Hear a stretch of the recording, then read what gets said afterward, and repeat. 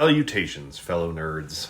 I'm Rick Y, the wise guy, and today is December 11th, 2024, and I'm actually going to have to apologize for this one while correcting previously recorded video.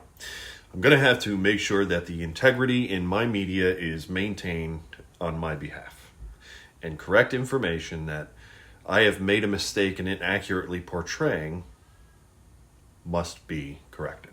And for that, I sincerely apologize.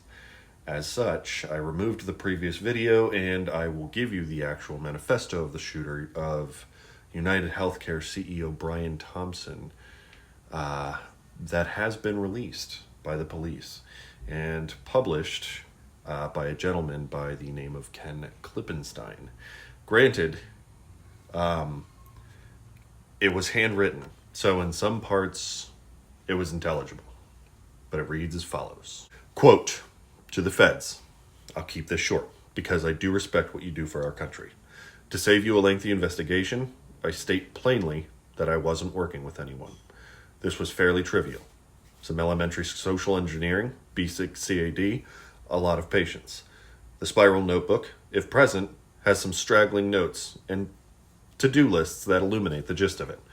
My tech is pretty locked down because I work in engineering, so probably not much info there.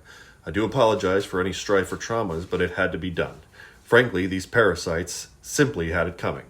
A reminder, the US has the #1 most expensive healthcare system in the world, yet we rank roughly #2 in life expectancy. United is the blank largest company in the US by market cap, behind only Apple, Google, Walmart. It has grown and grown, but as our life expectancy? No.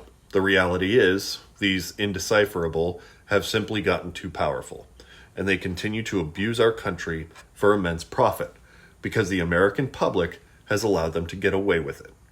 Obviously, the problem is more complex, but I do not have space. And frankly, I do not pretend to be the most qualified person to lay out the full argument. But many have illuminated the corruption and greed, e.g. Rosenthal and more, decades ago, and the problem still remains. It is not an issue of awareness at this point, but clearly power games at play. Evidently, I am the first to face it with such brutal honesty. End quote. Again, I sincerely apologize to y'all for having provided incorrect information, although it appears that minus the dramatic details as expressed in the document that was uploaded to a Substack under his name, the motive remains the same. This was the targeting of a rich insurance mogul who had spent a career ripping off the sick and injured.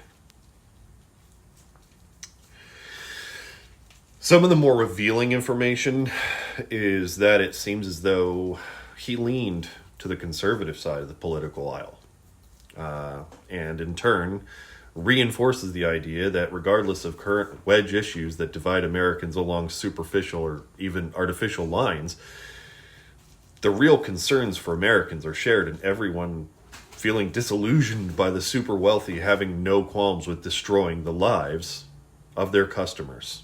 A good way to demonstrate this is via a leaked internal video that was just released of the CEO of United Health Group, Andrew Whitty, saying that they will continue practices that combat unnecessary care. This is after other leaks of audio recordings with members of United Health laughing as they denied basic care for patients. The lessons that should be learned by those in power from the folks who are communicating their support for Luigi Mangione don't seem to be clicking. Again, as far as my mistake, I am truly, truly sorry, and I will be improving my information vetting from here on out. Without the help of some of y'all, I may not have actually had the opportunities to send this correction out. So from the bottom of my heart, I gotta thank y'all for showing me that I was mistaken. Good eye. Keep straightening me out and keep straightening us out if we keep making those human errors. This is how we grow together. And it's also how we stay informed, stay engaged, and stay decent. Until next time, fellow nerds. Peace!